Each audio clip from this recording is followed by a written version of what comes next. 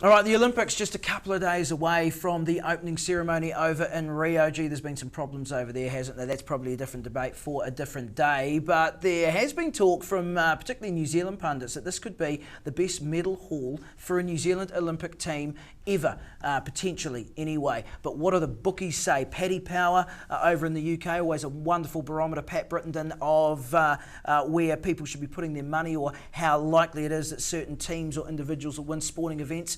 There's been some really interesting odds come out in favour or looking at New Zealand athletes. I think we've got a few of them that we're going to throw up on the screen. We've actually got a little graphic there that we can put up. They are in euros, but it wouldn't make sense to convert them because then the $1.2 would become, $3, and it would look like it's quite an outside chance, so to speak. So if we can chuck that graphic up of the odds, and you can see that Hamish Bond and Eric Murray, the cockless pair, they're at 1.02 euros. Okay, so that basically means they're going to win. That's what that means. What it means is it's a 98%. So if you bet $1, you get $1.2 back. $1.2 back. So that's just a complete waste of time. The reason that they've gone with that for these guys, though, is because they're defending Olympic champion. They haven't lost a race in 4 years.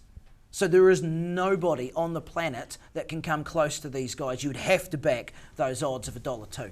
Let's chuck that back up again. Let's have a look at some of the other ones. The thing that I'm interested about is you see Lisa Carrington, who is just a machine. Her specialist race is the K1 500, yet she's €3 to win it. Whereas the K1 200, she's 116. So it's interesting. Also, we've got the sailors there, the sprint team there. Now, these are all the people who have the best odds of winning. Doesn't mean they're going to be the only gold medals, but according to Paddy Power, these are the ones who are the most likely, according to them, to actually win it. So can you explain to me about Lisa Carrington? Why is she so much more certain to win the K1 200 than her specialist event, for example? All you can think of is the fact that she, at a recent world event, a world championships, that sort of thing, she maybe have come in sort of a second or a third. And in fact, I think from the top of my head, she may have done so. Going into the Olympics, it may not be where she's, her form is. But I mean, really, those odds are still pretty good. I expect Carrington to podium at least a couple of times. Well, this is them saying that she'll be the first New Zealand female to win 2 gold medals. That's what these odds are saying. The other thing about Hamish Bond and Eric Murray at 102, what they're basically saying is unless they get a hole in their boat, unless something breaks, that's the 2% chance. Zika, then they're going to win. The other thing which I think is interesting is there's also a bunch of other people and teams. The Sevens are a good example, who are the second favourites to win, but they're very, very close to the favourites, which I think are Fiji.